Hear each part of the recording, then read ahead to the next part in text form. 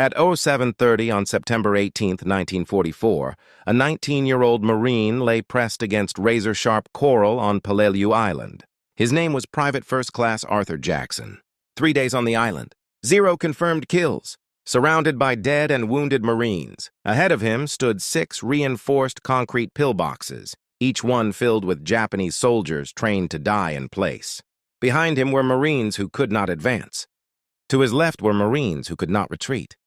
And somewhere in between was the moment when a single decision would change the course of an entire battlefield. Peleliu was never supposed to matter this much. When the 1st Marine Division landed on September 15th, American planners expected a 4-day operation. General William Rupertus promised his men they would be home by the weekend. Instead, Peleliu became one of the bloodiest battles in Marine Corps history.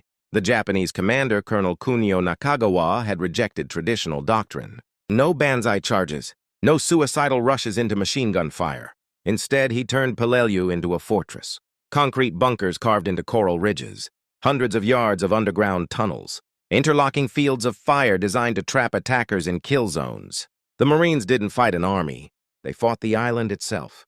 By September 18th, Jackson's regiment, the 7th Marines, was pushing into the southern sector. Their mission was simple: break through the defensive line blocking the airfield. The reality was anything but simple. The Japanese pillboxes were nearly indestructible. Grenades bounced off, rifle fire ricocheted. Every assault left bodies stacked in front of concrete walls.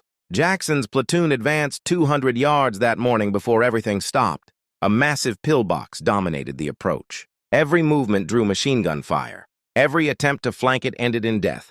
Someone had to cross 150 yards of open coral. Everyone knew what that meant. 10 seconds of exposure. At least 2 machine guns firing 450 rounds per minute. No Marine should have survived that run. Jackson understood the math. He also understood something more important. Every minute they stayed pinned down, more Marines would die. Waiting was not safer. Waiting was just slower death. Jackson loaded his Browning automatic rifle, stuffed his pockets with grenades, did not ask permission, did not look back. He stood up and ran. Bullets ripped the coral around him. Japanese gunners tracked his movement. Jackson fired from the hip, not to kill but to suppress. He closed the distance.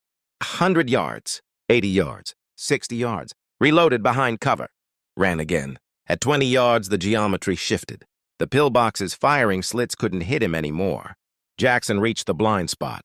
White phosphorus grenades went in first. Screaming followed. Burning soldiers stumbled out. Jackson cut them down. Then came the explosives. 40 pounds of plastic explosives